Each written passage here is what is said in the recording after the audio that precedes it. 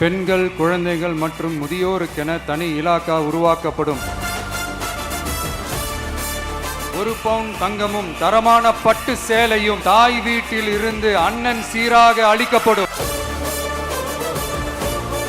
வெற்றி பயணம் திட்டம். அரசு போக்குவரத்தின் அனைத்து பேருந்துகளிலும் பெண்கள் பயணிக்கும் வகையில் உத்தரவிடப்படும். பெண்களுக்கு எதிரான குற்ற வழக்குகளை விசாரித்து விரைவாக நீதி வழங்க அஞ்சலை அம்மாள் அதிவிரைவு பெண்கள் நீதிமன்றங்கள் அமைக்கப்படும்.